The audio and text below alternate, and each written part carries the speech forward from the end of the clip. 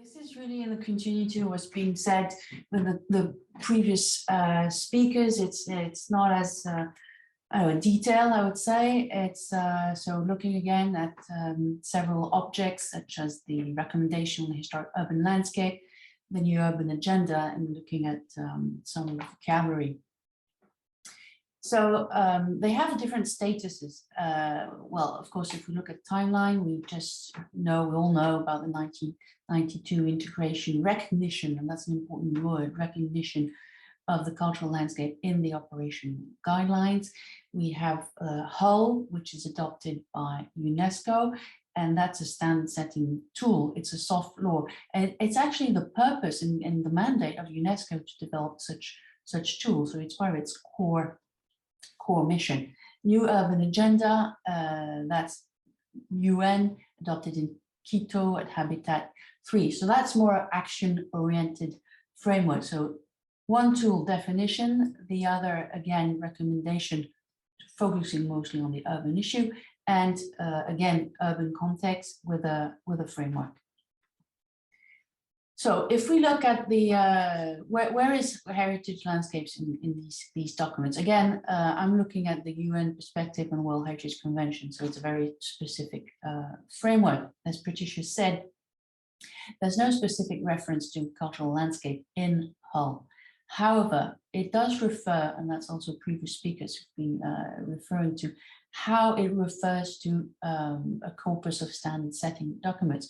Those who are familiar with the making of the convention, it started with the issue of threats to urban heritage or heritage within an urban context. That was like the starting point. There was discussion on revising UNESCO's Nairobi Convention, but then it became obvious that there was a need for a new tool. So there's really this idea of continuity. If we look at landscapes, there are, let's say, two references to landscape former standard setting documents.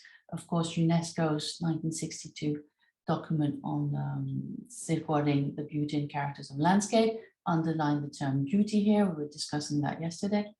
And of course, the Florence Charter.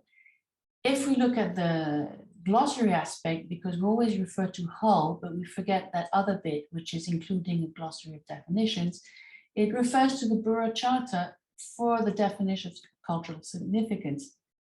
It doesn't really refer to place, unfortunately. So if we look at the new urban agenda, as I said, it's an action framework. If we do a quick search for cultural landscape or landscape, there aren't that many. It's paragraph 124, where there's cultural heritage and landscape, and that paragraph is on developing tools, and particularly building code, zoning guidelines. So we're really in a planning perspective, and it's a perspective of territory. And that's what I forgot to say for HUL. And there's the language issue. I'm actually speaking in English.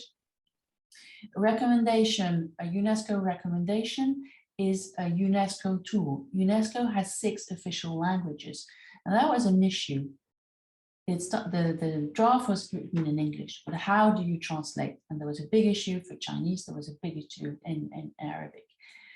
For the French urban area, we used territory, and I kind of insisted on that one, using territory. And I think still it's a good translation, maybe not ideal, but it's a good one. For the UN documents, also several languages, landscape.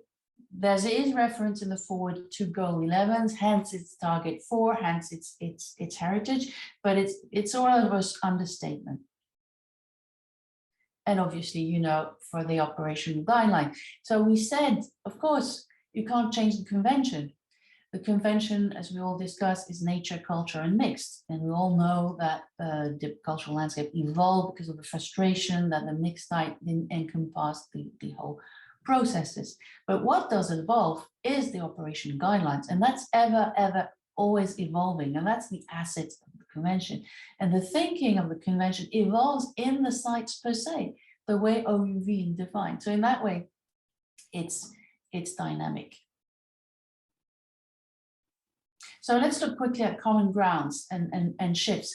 All these object documents, I mean, yes, let's call them documents, refer to previous texts. They're in the idea there's an evolution of concept, sometimes change of paradigm, but mostly practice. So that really the idea of the evolution is important.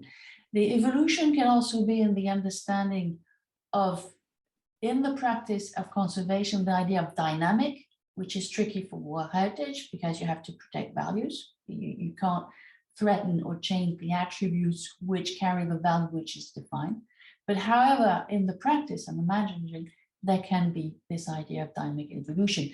Concept of dynamic evolution, you see it also in the FAO GAIA's program on historical indigenous agricultural practices. And you see it in other references. Landscape, of course, the geographic perspective and ecosystem from above, it's not the vedute, but there's also the idea of beauty. Again, that's in the justification of most of the OUV of cultural landscape of World Heritage. You have 2 minutes.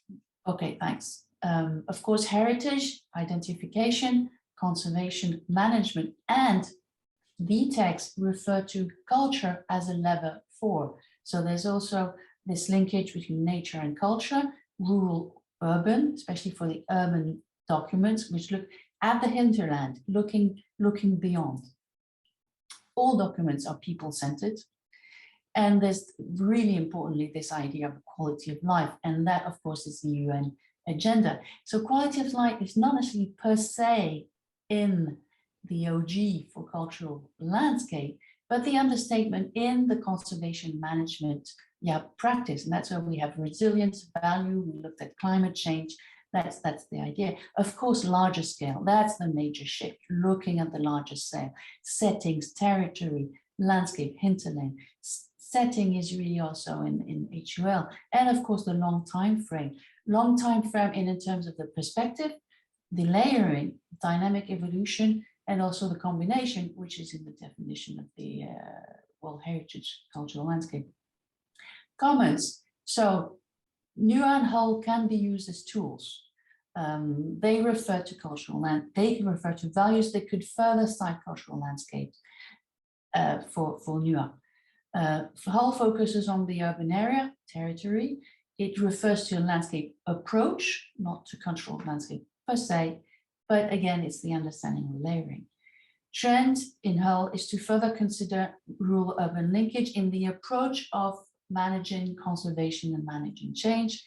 And the CL is the list of values which also encompass rural and urban, and that we see a lot of cultural landscape which tried or have included a certain urban area within a socio-historical perspective.